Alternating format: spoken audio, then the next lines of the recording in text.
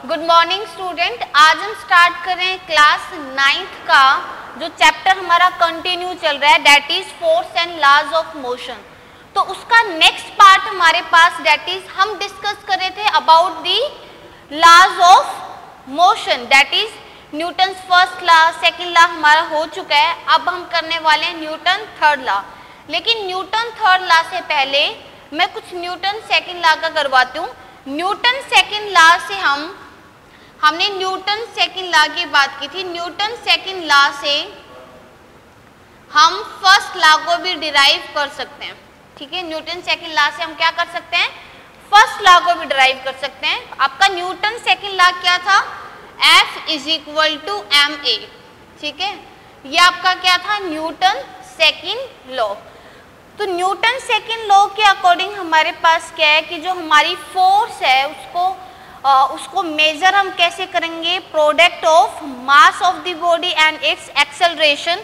ये हमारे पास क्या आ जाएगी, फोर्स। और फोर्स एक वेक्टर क्वांटिटी है, ठीक है। फोर्स एक क्या है, vector quantity. That means it has both magnitude as well as direction. तो हमने बात की थी कि न्यूटन सेकेंड लॉ से हम फर्स्ट लॉ कैसे निकाल सकते हैं। चलो यहाँ पर देखते हैं कि इफ, अच्छा आप न्यूटन फर्स्ट लॉ पर जाओ। क्या था आपका, क्या था न्यूटन फर्स्ट लॉ कि if there is no external force act on the body, तो जो बॉडी रेस्ट पर है रिमेन्स इन रेस्ट, और अगर बॉडी मूव कर रही है it remains with constant velocity, that is constant speed in a straight line. तो वो हमारे पास यहाँ से हम निकालते हैं, F इज इक्वल टू क्या हो जाएगा, ma। If there is no external force, if there is no external force, if there is no external force, that means force is zero. That means force is zero. तो अगर कोई external force नहीं है तो F हमारे पास क्या हो गया, जीरो हो गया।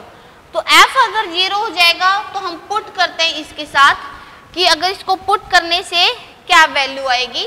तो हमने यहां पर देखा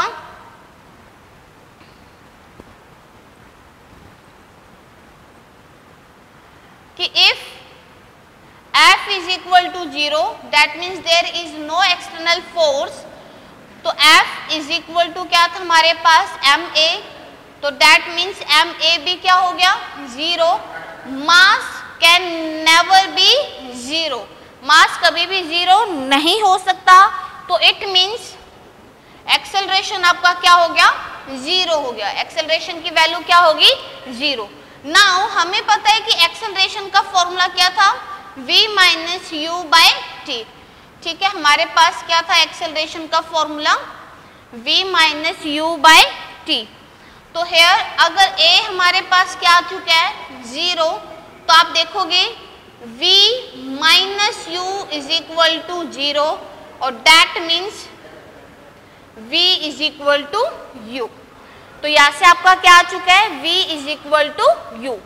तो if object is rest, if object is at rest, अगर ऑब्जेक्ट किसके ऊपर है, रेस्ट पर है, तो दैट मीन्स उसकी जो u है वो क्या होगी, zero. If object is at rest that means initial velocity is zero. If initial velocity is zero, तो initial velocity and final velocity यहाँ पर क्या है, इक्वल है। तो also v is equal to zero.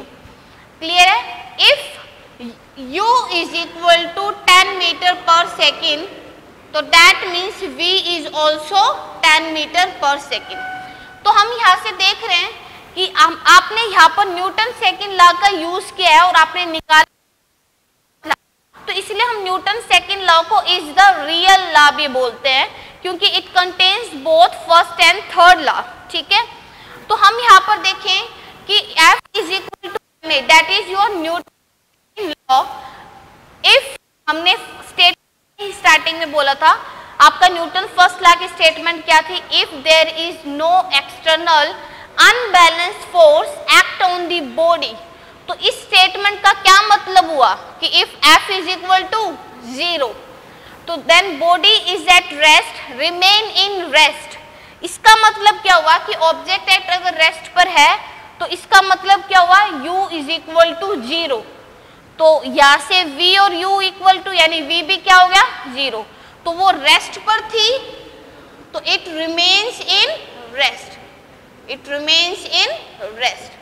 और अगर ऑब्जेक्ट मूव करे, इफ ऑब्जेक्ट मूव्स, मैंने यहां पर बोला कि if object moves with velocity 10 metre per second then it continuously moves with constant velocity। तो ये continuously move कर रही है with constant velocity again 10 metre per second.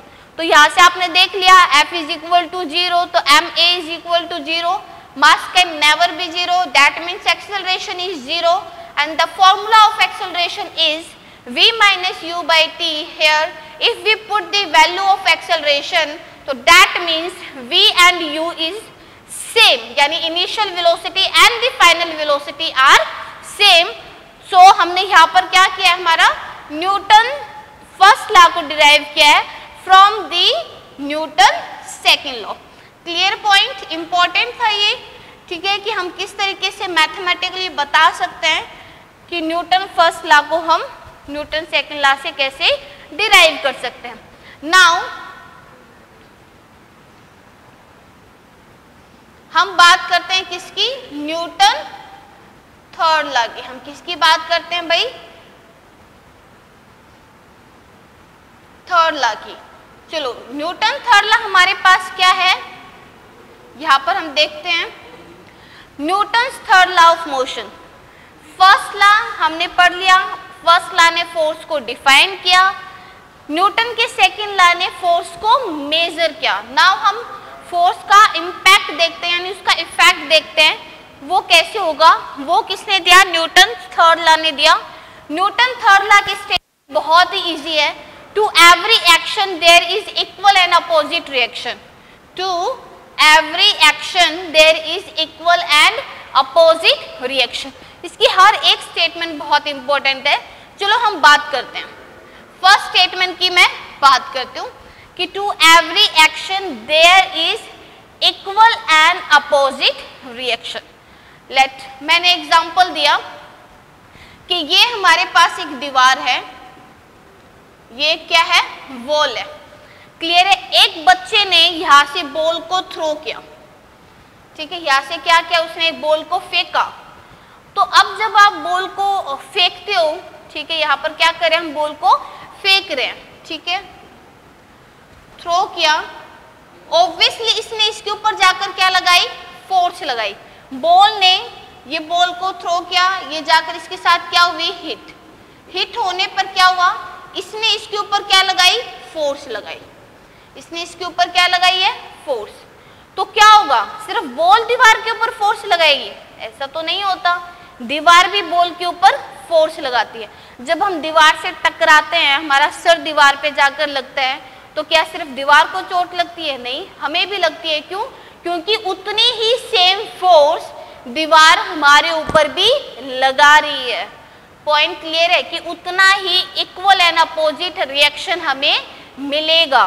तो हमारे पास अगर बॉल ने इसके ऊपर फोर्स लगाई है, उतनी ही सेम फोर्स दीवार किसके ऊपर लगाएगी, बॉल के ऊपर लगाएगी, ठीक है। इसलिए हम क्या बोलते हैं कि इसने एक्शन किया, अपोजिट में क्या मिला, रिएक्शन, ठीक है। पॉइंट क्लियर है। चलो और देखते हैं, मान लो एक कार की और ट्रक की हिट हो जाती है, ठीक है, कार और ट्रक का दोनों में टक्कर हो जाती है, तो क्या होगा, सिर्फ कार को चोट लगती है, सिर्फ कार डैमेज होती है, नहीं, आगे से ट्रक भी क्या हो जाता है, डैमेज होता है, क्योंकि at the point of collision, collision means hitting, जब वो एक दूसरे को हिट करते हैं, तो जब वो इस तरीके से हिट करते हैं, तो जब ये हिट करेंगे तो क्या होगा कि ये जो ब्लैक वाला मार्कर है, ये रेड के ऊपर क्या लगा रहा है, फोर्स लगा रहा है, लेकिन उतनी ही फोर्स ये रेड वाला मार्कर ब्लैक वाले मार्क के ऊपर भी क्या लगा रहा है, फोर्स लगा रहा है। यही वजह है कि जब हमारी कार ट्रक से हिट करती है, जब हमारी कार क्या हो जाएगी, ट्रक के साथ हिट करेगी, तो जब ये कार ट्रक से हिट करेगी तो कार तो डैमेज होएगी, ठीक है, लेकिन एज वेल एज जो हमारा ट्रक है वो भी आगे से क्या हो जाता है, डैमेज हो जाता है। क्यों?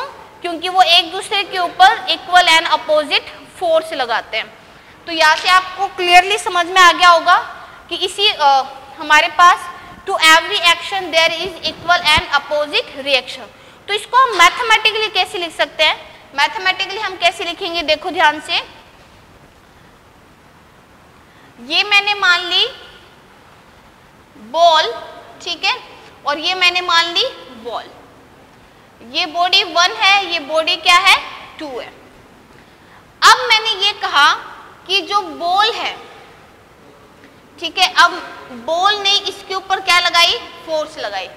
तो इसको हम कैसे लिखेंगे, force on wall due to ball. Wall ball अगर कंफ्यूज हो रहे हो तो आप इसको कोई बॉक्स ले लो, कोई कार ले लो, क्लियर है, आप इसको कार ले लो, चलो ठीक है। तो इसको मैंने क्या ले ली, कार ले ली। तो हमने यहां पर क्या देखा, force on wall due to car. Car को मैंने क्या माना है, 1, वॉल को मैंने क्या माना है, 2। तो मैं इसको क्या लिखूंगी, फोर्स ऑन 2 ड्यू टू 1। तो इसको लिख सकते हैं force on 2 due to 1। Point clear? इसको लिखने का तरीका बड़ा अच्छा है, इसको ना थोड़ा सा याद रखना पड़ेगा आपको कि अभी कार फोर्स लगा रही है किसके ऊपर, दीवार के ऊपर। तो दीवार के ऊपर फोर्स लग रही है, फोर्स ऑन वॉल, किसकी वजह से, ड्यू टू कार। वॉल को आपने क्या माना है, 2, कार को आपने क्या माना है, 1। तो आप इसको कैसे लिखोगे, F21। पास वाला मान लो फोर्स ऑन 2 ड्यू टू 1। उतनी ही सेम फोर्स, ये आपकी क्या थी, F21। उतनी ही सेम फोर्स दीवार किसके ऊपर लगाएगी, कार के ऊपर लगाएगी। तभी हमारी दीवार और कार दोनों की दोनों क्या हो जाती है, डैमेज हो जाती है जब एक्सीडेंट होता है। पॉइंट क्लियर है? क्योंकि वो एक दूसरे के ऊपर इक्वल एंड अपोजिट फोर्स लगाती है। चलो अब हम क्या देखेंगे, अब ये वाली जो है वो क्या हो जाएगी, force on car due to wall. इस फोर्स को हम क्या बोलेंगे कि कार के ऊपर फोर्स लग रही है, किसकी वजह से, वॉल की वजह से। कार को आपने क्या माना है, 1, वॉल को आपने क्या माना है, 2। तो आप इसको क्या लिखोगे, F12। क्लियर है? और आप यहां से ध्यान से देख रहे हो कि इन दोनों की जो डायरेक्शन है वो एक दूसरे के क्या है, अपोजिट है। तो इसको अगर मैं लिखूं, to every action there is equal and opposite reaction, तो हम इसको मैथमेटिकली कैसे लिख सकते हैं, इसको हम लिख सकते हैं F21 माइनस F12। ये हमारे पास क्या हो गया, मैथमेटिकली हमने न्यूटन्स थर्ड लॉ को लिख लिया है। यहां से हमें क्या पता चल रहा है कि इन दोनों की, देखो यहाँ पर इक्वल साइन क्या शो कर है कि दोनों का मैग्नीट्यूड सेम है। अगर इसने 10 न्यूटन लगाई है तो ये भी क्या लगा रहा है, 10 न्यूटन लगा रहा है। नेगेटिव साइन यहाँ पर क्या शो करेगा, अपोजिट डायरेक्शन।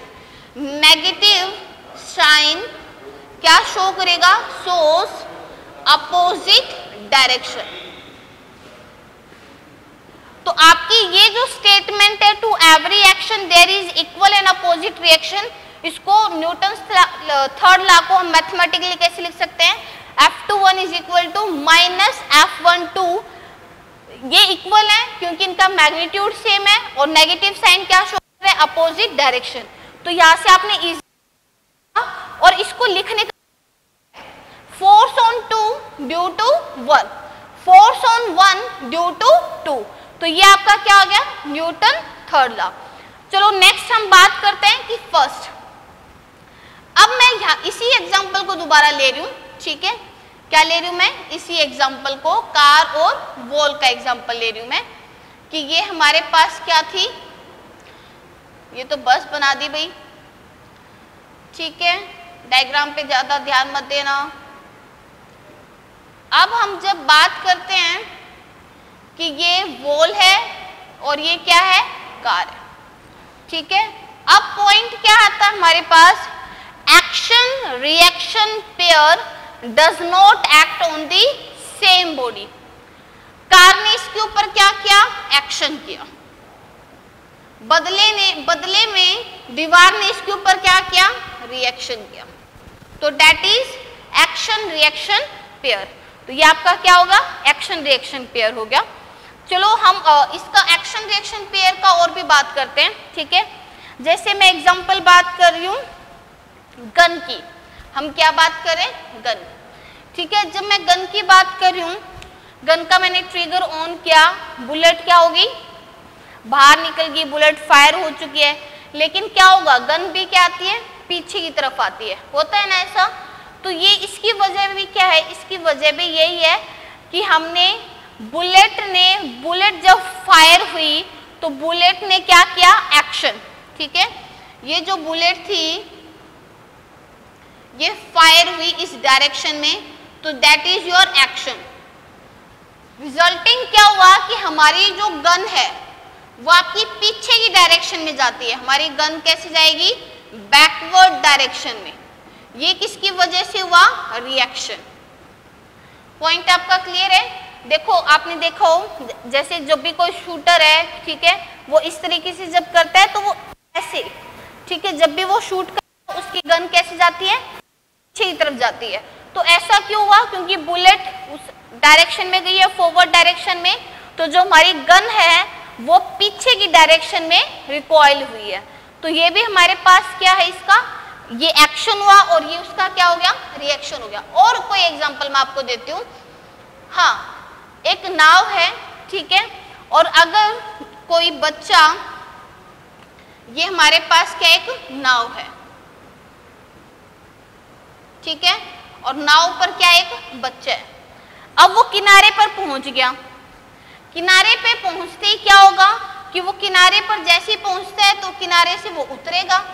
उतरने के लिए उस बच्चे ने क्या किया कि अपना जो एक पैर है वो बाहर की तरफ रखा, एक ऐसे। तो आपने देखा होगा कि जब बच्चा इस पैर को यहाँ पर रखेगा, ठीक है, वो अपने पैर को क्या कर रहा है, वो इस तट पे जाने के लिए, इस किनारे पे जाने के लिए उसने अपना पैर रखा, ठीक है, और इस पैर को इसने क्या किया, पीछे की तरफ। तो क्या हुआ, जो बच्चा है वो तो फॉरवर्ड डायरेक्शन में मूव कर गया, बच्चा तो इधर आ गया, लेकिन इस पैर की मूवमेंट की वजह से जो हमारी, जो कि क्या था, पीछे की डायरेक्शन में, तो जो हमारी बोट है वो क्या होगी, इस डायरेक्शन में। तो यह एक्शन हमारे पास हो रहा है और फिर क्या हो रहा है, रिएक्शन, और दोनों की डायरेक्शन भी क्या है, अपोजिट। चलो अब मैं एक और करती हूँ, स्विमर का केस लेते हैं। हम किसका केस लेते हैं, स्विमर का केस लेते हैं। स्विमिंग करते हैं टाइम, स्विमर जो होगा, स्विम करते टाइम उसकी जो हाथों की मूवमेंट होती है वो कुछ ऐसे होती है, ठीक है, वो इस तरीके से पानी को काटता हुआ जाता है और उसी की वजह से वो स्विम करता है। तो वो ऐसा क्यों करता है, क्योंकि ऐसा करके, ठीक है, वो जब पीछे की तरफ पानी को, देखो मैं पानी को ऐसे नहीं कर रही हूँ, फॉरवर्ड नहीं कर रही हूँ, मैं पानी को कैसे कर रही हूँ, पीछे। तो जो स्विमर का हैंड है, ठीक है, वो क्या, जो हैंड की जो मूवमेंट है वो क्या हो जाएगी, पानी को किस साइड फेंक रही है, बैकवर्ड डायरेक्शन में, ठीक है। वो पानी के ऊपर क्या लगा रहा है, फोर्स लगा रहा है, और पानी को किधर भेज रहा है, बैकवर्ड डायरेक्शन में। रिजल्टिंग पानी उसके ऊपर क्या लगाएगा, फोर्स लगाएगा, और जो स्विमर है वो किस डायरेक्शन में जाएगा, फॉरवर्ड डायरेक्शन में। तो यहाँ स्विमर ने अपने हाथों से जो पानी के ऊपर फोर्स लगाया उसको पीछे की तरफ डाला, तो यानी वो क्या कर रहा है, एक्शन।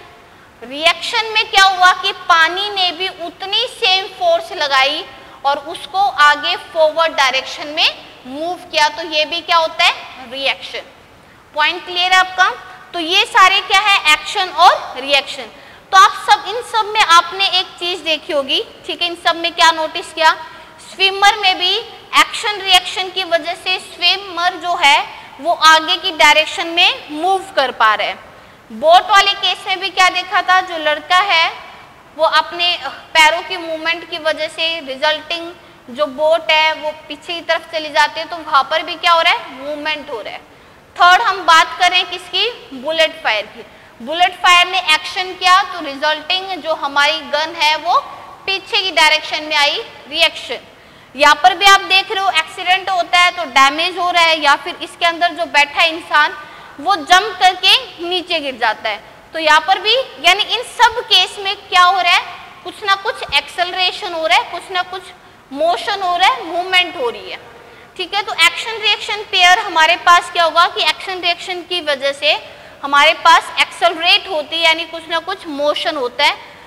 ये तो था हमारे पास एक्शन और रिएक्शन पेयर, समझ में आ गया होगा। हम क्यों मूव कर पाते हैं, आपकी पोजीशन ऐसे है, ठीक है, इस तरीके से आपके दोनों पैर हैं, क्या आप मूव कर पाओगे? कंगारू तो हो नहीं जो जंप करके हुए जाओगे, नहीं। आपको मूव करने के लिए क्या करना पड़ेगा कि आपका जो एक पैर है वो तो एज इट इज, लेकिन दूसरे पैर को कुछ एंगल पे बेंड करना पड़ेगा, लाइक दिस। ठीक है, कि हमारा जो एक पैर है वो पीछे बैकवर्ड डायरेक्शन में जाता है, और जब वो बैकवर्ड डायरेक्शन में जाता है तो वो जो पैर है, ठीक है, वो अर्थ को पुश करेगा। ठीक है, पुश करता है, अर्थ को क्या करेगा, पुश करेगा इन backward direction, in backward direction, push the earth, ठीक है, push ground in backward direction. ठीक है, रिजल्टिंग क्या होगा, यहां पर जब एक बच्चा है उसको मूवमेंट करना है, देखो यहां मैं और इसको अच्छे से बताती हूं। ठीक है, ये एक बच्चा है, अभी वो इस पोजीशन पर है सिंपल, तो देयर इज नो मूवमेंट। ठीक है, लेकिन अगर इसको मूव करना है इस डायरेक्शन में तो उसका एक पैर ऐसा होता है, दूसरा पैर ऐसे होता है, ऐसा ही होता है, तभी मूव कर पाओगे। जैसे मैं हूं, एक पैर मेरा सीधा है, ठीक है, अभी मेरा एक पैर क्या होगा, कुछ एंगल पे होगा। जब मैं इस तरीके, और अब क्या आप मूव कर लोगे, ये आपने पोजीशन बना ली, अब आप मूव कर सकते हो? नहीं। उसको मूवमेंट करने के लिए क्या करना पड़ेगा, पीछे जो हमारा पैर होता है वो क्या करेगा, पुश करेगा ग्राउंड को। तो इस पैर ने फोर्स लगाई, ठीक है, इसने पुश किया ग्राउंड को इन बैकवर्ड डायरेक्शन, इसमें पुश किया बैकवर्ड डायरेक्शन में, इसको पुश किया। Clear point. रिजल्टिंग क्या होगा, यहां पर उसने क्या कर दिया, एक्शन कर दिया है, यहां इसने क्या कर दिया, अपना एक्शन कर दिया है। रिजल्टिंग क्या होगा कि अर्थ भी, हाँ, अर्थ भी हमारी जो ये जो बच्चा है इसको क्या करेगी, पुश करेगी इन फॉरवर्ड डायरेक्शन। ठीक है, तो हमारी जो अर्थ है, रिजल्टिंग क्या होगा, रिएक्शन होगा कि जो हमारी अर्थ है यानी जो ग्राउंड है वो पुश करेगा बच्चे को, जो उसका फुट है,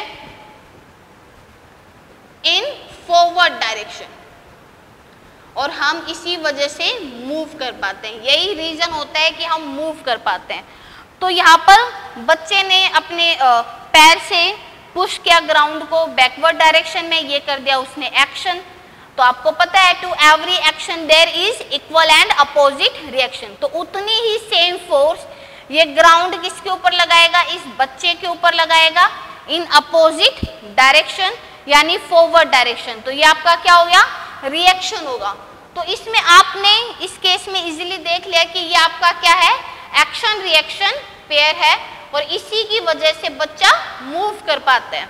ओके, तो आप इन दोनों एग्जाम्पल में क्या चीज कॉमन थी, ठीक है, इन दोनों सेम चीज है, एक्शन रिएक्शन फोर्स है, लेकिन अगर आपने ध्यान से देखा होगा कार ने एक्शन किया किसके ऊपर, वॉल के ऊपर। ठीक है, कार टकराई दीवार के ऊपर, कार ने एक्शन किया किसके ऊपर, वॉल के ऊपर। तो क्या रिएक्शन भी वॉल पे हुआ है, नहीं, रिएक्शन किसके ऊपर हुआ है, कार के ऊपर। तो वॉल ने रिएक्शन दिया किसके ऊपर, कार के ऊपर। सिमिलरली यहां देखो बच्चे ने ग्राउंड को पुश किया है, यानी क्या किया है, एक्शन। तो एक्शन कहाँ हो रहा है, ग्राउंड। ठीक है, एक्शन कहाँ हो रहा है, ग्राउंड पे हो रहा है। सिमिलरली ग्राउंड ने बच्चे को पुश किया है, तो अब रिएक्शन क्या हो रहा है, ग्राउंड ने किसको दिया है, बच्चे पे दिया है। तो आप यहाँ पर देख रहे हो इजीली कि अगर ये दो डिफरेंट बॉडी है, दिस वन, तो एक्शन इस पे हो रहा है, रिएक्शन इस पे हो रहा है। एक्शन अगर 2 पे हो रहा है तो रिएक्शन किस पे हो रहा है, 1 पे हो रहा है। तो इसका मतलब एक्शन और रिएक्शन यहाँ पर सेम बॉडी पे नहीं हो रहा है, वो एक्शन और रिएक्शन डिफरेंट बॉडी पे हो रहा है। एक्शन यहाँ पर ग्राउंड पे हुआ है, रिएक्शन यहाँ पर बच्चे पे हुआ है। एक्शन यहाँ पर वॉल पे हुआ है, रिएक्शन यहाँ पर कार पे हुआ है। Clear point. तो ये हमारे पास क्या आ गया, एक्शन रिएक्शन पेयर की हम बात करते हैं। नाउ हमारे पास अब हम क्या बोलेंगे, क्या मैं एक और एग्जांपल लेती हूँ, ठीक है, जो आपको स्टेटमेंट, आपकी ये दोनों स्टेटमेंट क्लियर है। नाउ एन एंड डब्ल्यू यानी M G are not action reaction force, कि ये हमारे पास एक्शन रिएक्शन फोर्स नहीं है। एग्जांपल ले लो आप कि ये आपने एक टेबल है, ठीक है, ये आपका क्या है, एक टेबल है। टेबल के ऊपर मैंने क्या रख दिया है, बुक। टेबल के ऊपर मैंने क्या रख दिया है, बुक। एन आपकी क्या है, नॉर्मल फोर्स। एन आपकी क्या है, normal force perpendicular to surface contact, perpendicular to the surface. चलो ठीक है, अब हम यहाँ पर देख रहे हैं कि नॉर्मल फोर्स। अब जब बुक ने, ठीक है, बुक का वेट होगा, वेट का फॉर्मूला आपको पता है mg, यानी जो ग्रेविटेशनल फोर्स किसके ऊपर लग रही है, अर्थ के ऊपर लग रही है, हमारे पास क्या हो जाएगा, उसको वेट बोलते हैं, और जो कि क्या हो जाएगी, mg। नाउ हम बात कर रहे हैं, और ग्रेविटी की डायरेक्शन हमेशा क्या होती है, डाउनवर्ड डायरेक्शन, ग्रेविटेशनल फोर्स, ठीक है, हम बात कर रहे हैं। ड्यू टू अर्थ हमारे पास क्या हुआ कि वो जितने भी ऑब्जेक्ट्स हैं उन सबको डाउनवर्ड डायरेक्शन में खींचती है, ठीक है, अट्रैक्टिव फोर्स होती है वो। इसको हम डिटेल में पढ़ेंगे ग्रेविटेशन वाले चैप्टर में। तो दैट मीन्स जो हमारी वेट लग रही है उसकी डायरेक्शन क्या है, डाउनवर्ड। रिजल्टिंग हमारे पास क्या होगा कि ये जो इस बुक ने टेबल के ऊपर लगाई है, और ये टेबल पे नहीं लगा रही है, अर्थ पे लगा रही है। आपको पता है कि ये जो वेट होता है ये क्या होता है, ड्यू टू अर्थ होता है। तो हमारे पास यहाँ पर क्या लग जाएगी, एन, यानी यहाँ पर क्या लग जाएगी, N, normal force. Normal force कौन लगा रहा है, टेबल किसके ऊपर लगा रही है, बुक के ऊपर लगा रही है, क्योंकि नॉर्मल फोर्स क्या होगी, perpendicular to the surface. Surface आपका ये है तो इसके ये परपेंडिकुलर, ठीक है। अगर मान लो सरफेस आपका ये हो जाता तो ये परपेंडिकुलर, ठीक है। तो इसका मतलब जो नॉर्मल फोर्स है वो हमेशा क्या होती है, perpendicular to the surface contact होती है। लेकिन यहाँ पर जो एन और डब्ल्यू है ये एक एक्शन रिएक्शन पेयर नहीं है, माना कि इक्वल एंड अपोजिट है। नॉर्मल फोर्स की डायरेक्शन हमेशा अपवार्ड होती है, नॉर्मल फोर्स की डायरेक्शन हमेशा अपवार्ड होती है, और वेट की डायरेक्शन हमेशा डाउनवर्ड होती है। बट फिर भी they are not action reaction pair, क्योंकि एक्शन रिएक्शन फोर्सेस की वजह से जो हमारी बॉडी है वो मूव कर रही थी, मोशन हो रहा था। स्विमर का केस ले लो आप, ठीक है, आपने कार और वॉल का केस लिया है, आपने और भी अदर केसेस लिए हैं, ठीक है, बुलेट वाला केस लिया, उन सब में क्या हो रहा है, there is acceleration, some acceleration, but in this case there is no acceleration, they are balanced, they are balanced force, ठीक है। तो they are not action reaction forces, क्योंकि उन दोनों का ही डिफरेंट नेचर है। तो ये हमारे पास हो गया ये। Now no action is possible without reaction, no action is possible without reaction. Example मैं आपको दे रही हूँ, ठीक है। अब यहाँ पर जो हमारी जो नेल हम बोलते हैं किल, ठीक है, इसको हैमर से अगर करेंगे तो इजीली जो हमारी किल है वो अंदर चली जाएगी। लेकिन वही अगर हमारे पास लकड़ी का जो तख्ता है वो लटक रहा है तो क्या उसके अंदर किल चली जाएगी, नहीं, क्योंकि उधर से कोई रिएक्शन मिल ही नहीं रहा है। अगर आप पेपर को काट रहे हो with the help of scissor, यानी कैंची से पेपर को काट रहे हो, उसकी अगर एक ब्लेड होगी, ऊपर वाली होगी नहीं, तो क्या उस एक ब्लेड से आप काट लोगे, नहीं, क्योंकि उसके लिए रिएक्शन होना बहुत जरूरी है। क्लियर है? और भी आप एग्जांपल ले सकते हो, एक पर्दा लटका हुआ है, ठीक है, या एक पेपर लटका हुआ, उस पेन से लिखना है, आप लिख सकते हो? नहीं लिख सकते। क्यों? क्योंकि इन सब में आप एक्शन तो कर रहे हो पर आपको रिएक्शन नहीं मिल रहा है, तो no action is possible without reaction. तो ये आपका क्या है? Newton's third law of motion. यहाँ पर Newton's third law of motion complete हो जाता है, ठीक है। इसके बाद हम पढ़ेंगे conservation, law of conservation of momentum. हम इसको आगे कंटिन्यू रखेंगे और हम law of conservation of momentum की भी स्टडी करते हैं और उसकी एप्लीकेशन की भी बात करते हैं।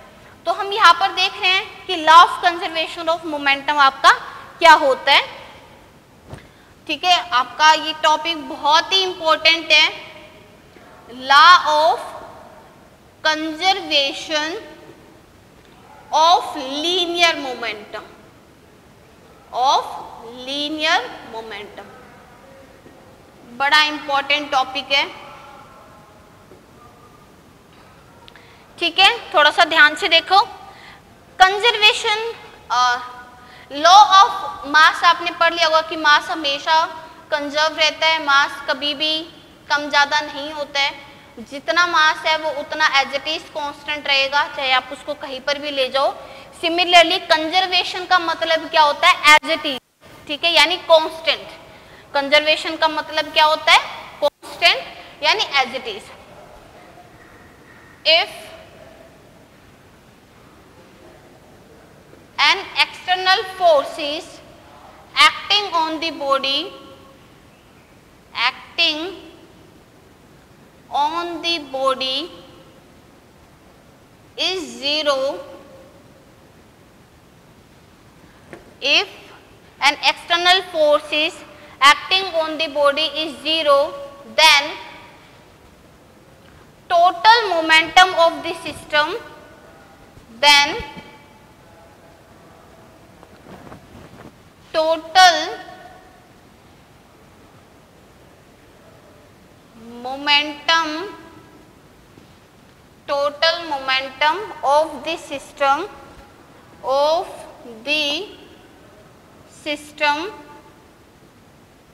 remains constant,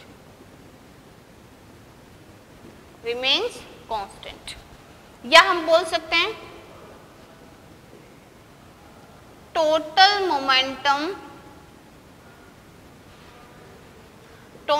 momentum before collision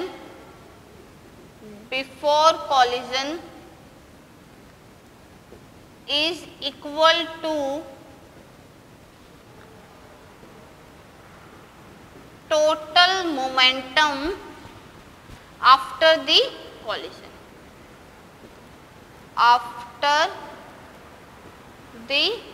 collision का मतलब होता है टकराना, ठीक है। नाउ अब आप इसको देखो, law of conservation of linear momentum क्या होता है? लीनियर मोमेंटम आपको P से डिनोट करते हो और P हमारी यानी मोमेंटम हमारी एक वेक्टर क्वांटिटी है। तो आप यहाँ पर अब आता है कंजर्वेशन ऑफ मोमेंटम, कि हमारा जो मोमेंटम है वो कंजर्व रहता है, यानी वो कांस्टेंट रहता है। लेकिन वो कब? क्या वो एक बॉडी का कांस्टेंट रहता है? नहीं, पूरे सिस्टम का जो टोटल मोमेंटम है वो क्या रहता है? हमेशा कांस्टेंट रहता है। तो फर्स्ट इसने बोला है कि if an external force is acting on the body is zero, अगर हमारी जो एक्सटर्नल फोर्स है किसी बॉडी के ऊपर लग रही है वो अगर जीरो हो जाए, then the total momentum of the system बहुत जरूरी है, हम किसी एक बॉडी की बात नहीं कर रहे, हम पूरे सिस्टम की बात कर रहे हैं कि टोटल मोमेंटम उस सिस्टम का क्या रहेगा? कांस्टेंट रहेगा, यानी जितना था जैसा था एज इट इज रहेगा। या हम बोल सकते हैं total momentum before collision is equal to total momentum after the collision. इन दोनों स्टेटमेंट को मैं आपको प्रूफ करके दिखाती हूँ मैथमेटिकली कि आप कैसे कर सकते हैं। फर्स्ट हम बात करें कि if an external force is zero, तो चलो हम बात करते हैं कि एक्सटर्नल फोर्स हमारे पास क्या हो जाती है? जीरो। तो यहां मैं यूज कर रही हूं न्यूटन्स सेकंड लॉ को, या मैं क्या यूज कर रही हूं? Newton second law. Newton second law हमारे पास क्या था कि फोर्स क्या होती है, rate of change in momentum. क्या होती है, rate of change in momentum, यही होती है आपकी। ठीक है, नाउ F मैंने यहाँ पर मान लिया P2 माइनस P1 अपॉन में T। F क्या हो जाएगा, P2 माइनस P1 अपॉन में T। If external force is zero तो दैट मीन्स हमारी F क्या होगी, जीरो होगी। पुट कर दो यहाँ पर वैल्यू, तो इसका मतलब क्या हुआ, P2 माइनस P1 अपॉन में T is equal to zero. T उधर जाकर मल्टीप्लाई होगा तो P2 minus P1 is equal to zero. तो यहाँ पर हमें क्या मिला, P2 is equal to P1। तो यहाँ पर आपने देख लिया कि जो मोमेंटम है वो क्या है, कांस्टेंट है, वो एज इट इज है। P1 था और जो फाइनल आया है P2 वो भी इनिशियल के इक्वली ही है, तो इसका मतलब वो क्या है, कांस्टेंट है। तो ये तो था आपका न्यूटन सेकंड लॉ का यूज करके। लेकिन मैं अब बात क्या कर रही हूँ, न्यूटन जो हमारी सेकंड स्टेटमेंट थी कि इसी स्टेटमेंट को हम न्यूटन थर्ड लॉ का यूज करके प्रूफ करेंगे। तो ये वाली जो डेरिवेशन है ये एग्जामिनेशन पर्पस से बहुत इंपॉर्टेंट है। डायरेक्ट इसकी डेरिवेशन आ जाती है कि प्रूफ करके दिखाओ। ठीक है, तो हम बोलते हैं, जैसे मैं एक एग्जांपल ले रही हूँ, ये एक हैंगिंग बॉल है। ठीक है, यहाँ से ये बॉल आई, ये इसको टकराई, ये रेस्ट पर थी, ये इधर चलेगी, फिर इससे टकराई और इस तरीके से ये फिर रेस्ट पर थी, ये उधर चलेगी और ये इस तरीके से चलती रहती है। ठीक है, और इनका टोटल मोमेंटम सिस्टम का क्या है, कांस्टेंट है। या मैं और एग्जांपल लेती हूँ आपको, छोटे बच्चे मार्बल्स खेलते हैं जिनको हम कंचा भी बोलते हैं। ठीक है, मान लो एक बड़ा कंचा है, एक छोटा कंचा है। ठीक है, दोनों इक्वल हैं, जो भी एक हमारे पास इधर इस डायरेक्शन में आ रहा है, एक इधर डायरेक्शन में हो रहा है। ठीक है, एक इधर से आया, इस तरीके से ले लो। ठीक है, एक इधर से आया, एक इधर से आया। ठीक है, दोनों की डायरेक्शन ये थी, टकराया, टकराने के बाद क्या होगा, इधर चली जाएंगे। यही होता हमारे पास कि दो बॉल आई, दो मार्बल आए, टकराए और इधर चले गए। क्यों, वो एक दूसरे से चिपक के इधर क्यों नहीं गए, या ऐसे टकरा के इधर उधर क्यों नहीं गए, अलग अलग डायरेक्शन में क्यों नहीं गए, वो ऐसे टकरा के इधर अपोजिट डायरेक्शन में चले जाते हैं। तो ये हमारे पास क्या हुआ, ये इधर चला गया और ये इधर चला गया। तो टकराने से पहले उनकी स्टेटमेंट ये थी। ठीक है, बिफोर कॉलिजन, कॉलिजन मैंने बताया है टकराना।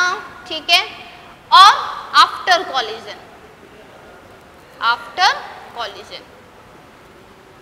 ड्यूरिंग कॉलिजन जब वो टकराते हैं तो क्या हुआ, टकराएंगे तो ऐसे ही ना, ये इसके ऊपर फोर्स लगाएगा, ये इसके ऊपर फोर्स लगाएगा। तो पहले उनकी जो स्टेट थी वो ये थी कि वो इधर से आ रहा है, ये इधर से आ रहा है और इस तरीके से ये आए। जैसे ही एक दूसरे के पास आए ये टकराए, टकराने से क्या हुआ कि ये अपोजिट डायरेक्शन में चले गए, एक इधर चला गया और एक इधर चला गया। तो ये हमारे पास पूरी प्रोसेस होती है। तो इसी को हम क्या ले लेते हैं, लेट हम लेकर चलते हैं। ठीक है, तो आपको हम देखते हैं यहाँ पर ध्यान से कि ये हमारा एक बॉल है, ये हमारी दूसरी बॉल है, बॉडी 1, ये 2, इसको मैंने m1 मान लिया, m2 मान लिया। ये इनिशियल वेलोसिटी से चल रही थी, ये u2 से चल रही थी। अब दोनों इसी सेम डायरेक्शन में जा रही हैं। अगर इनकी वेलोसिटी सेम हुई तो क्या वो टकराएंगे, नहीं। अगर इसकी वेलोसिटी ज्यादा हुई, इसकी वेलोसिटी कम हुई, ज्यादा हुई तो निकल गया आगे, टकराना तो हुआ ही नहीं। तो टकराव कब होगा, जब u1 ग्रेटर देन क्या हो जाएगा, u2। ये वाली वेलोसिटी u2 से ज्यादा होगी तो इसकी स्पीड बढ़ गई और इसने पीछे से इसको टक्कर दी।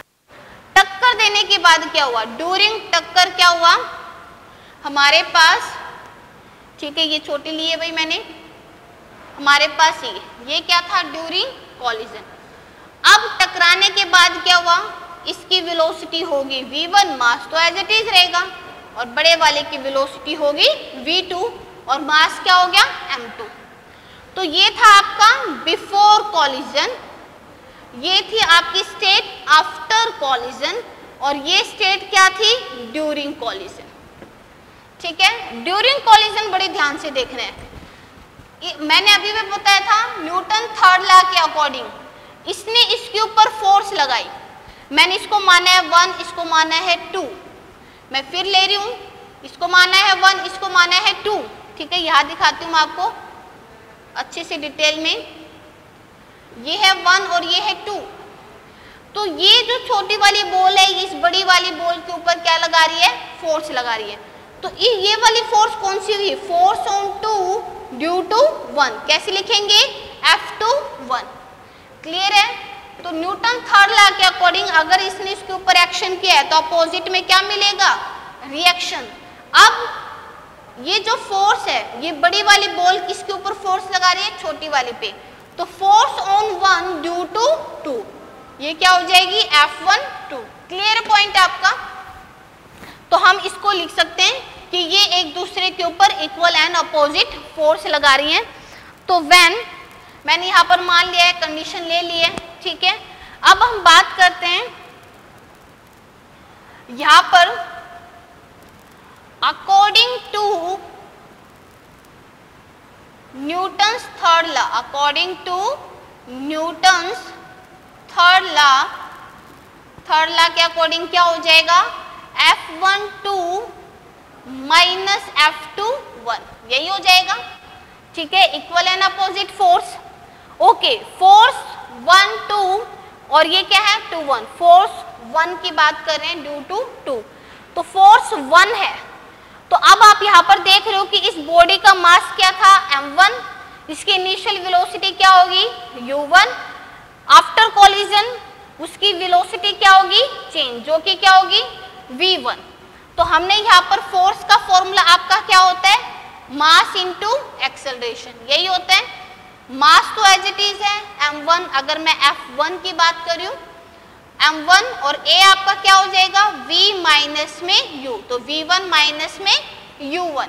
क्लियर है, अपॉन में t। तो सेम हम यहाँ पर पुट कर देंगे, तो यहाँ पर क्या हो जाएगी m1 v1 माइनस में u1 अपॉन में t is equal to force on 2 की बात कर रहे हैं तो उसका मास क्या था m2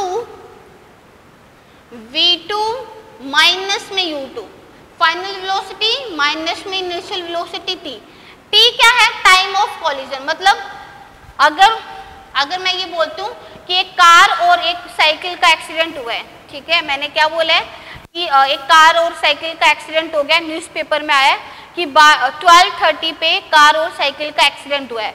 तो इसका मतलब क्या हुआ है कि 12:30 पे कार ने साइकिल को टक्कर मारी है और साइकिल ने कार को टक्कर मारी है। ऐसा तो नहीं है कि 12:30 पे कार ने साइकिल को टक्कर मारी है और 12:35 पे साइकिल ने कार को टक्कर मारी है, नहीं ना, उनका टाइम ऑफ कॉलिजन दोनों का क्या होगा सेम, क्योंकि इन दोनों टाइम पे, इस टी टाइम पे इन दोनों ने एक दूसरे को बॉम्बार्ड किया, हिट किया एक दूसरे को, तो टी टाइम का कॉलिजन क्या रहेगा सेम। अब आप बोल रहे हो एक नेगेटिव साइन, क्लियर है। अब आप इसको टी से टी कैंसिल कर सकते हो, m1 v1 minus m1 u1, यहाँ पर देखो minus m2 v2, minus minus क्या हो जाएगा प्लस m2 u2। ये स्टेटमेंट आपकी क्लियर है। नाउ हम क्या करेंगे, फर्स्ट सिस्टम जो फर्स्ट को एक साथ रखेंगे और सेकंड को एक साथ रखेंगे, ठीक है। यानी फर्स्ट सिस्टम क्या था u1 और यहाँ पर क्या आपका u2, ठीक है। नाउ सिस्टम 1 में इसकी वेलोसिटी u1 थी, इसकी u2 थी, सिस्टम 2 में ये v1 और v2 हो जाते हैं। तो हम यहाँ पर v1 को उधर ले जाएंगे और v2 को इधर ले आएंगे, ठीक है। अब यहाँ देखो m1 v1 as it is, इसको इधर ले आओ, प्लस m2 v2, ये माइनस उधर जाएगा तो m1 u1 प्लस में ये as it is m2 u2। तो यहाँ पर आपने क्या देखा m1 v1, ठीक है, m इंटू v क्या है मोमेंटम, ये सिस्टम 1 है, ठीक है, ये हम बोलते हैं आफ्टर कॉलिजन, और ये क्या है, बिफोर कॉलिजन। तो ये टोटल मोमेंटम हो चुका है, ये आपका क्या हो चुका है, टोटल मोमेंटम। ये वाला क्या है, आफ्टर कॉलिजन, ये क्या है, आफ्टर कॉलिजन, और ये टोटल मोमेंटम आपका क्या हो चुका है, बिफोर कॉलिजन, क्योंकि कॉलिजन से पहले बॉडी 1 की वेलोसिटी u1 थी और बॉडी 2 की वेलोसिटी u2 थी, लेकिन आफ्टर कॉलिजन बॉडी 1 की वेलोसिटी v1 हो चुकी है और बॉडी 2 की वेलोसिटी v2 हो चुकी है। तो ये टोटल सिस्टम 1 है, ठीक है, ये टोटल सिस्टम, ये बिफोर है और ये आफ्टर है। तो हमने क्या किया कि टोटल मोमेंटम पूरे सिस्टम का बिफोर एंड आफ्टर दोनों क्या है, इक्वल है। तो दैट मीन्स ये मोमेंटम यहाँ पर क्या हो चुका है, कंजर्व हो चुका है। तो इसको हम बोलेंगे law of conservation of linear momentum, कि इन दिस लॉ कि हमारा जो टोटल मोमेंटम है पूरे सिस्टम का बिफोर कॉलिजन और आफ्टर कॉलिजन क्या रहता है, एज इट इज रहता है, कांस्टेंट रहता है। तो इसको हमने प्रूव किया यूजिंग न्यूटन थर्ड लॉ, ठीक है। नेक्स्ट हमारी वीडियो में हम बात करेंगे इसकी एप्लीकेशंस की और न्यूमेरिकल्स की। ये डेरिवेशन बहुत इंपॉर्टेंट है एग्जामिनेशन पर्पस से, इसको अच्छे से कर लेना। कोई डाउट्स हो तो कमेंट बॉक्स में डाल देना। Thank you students.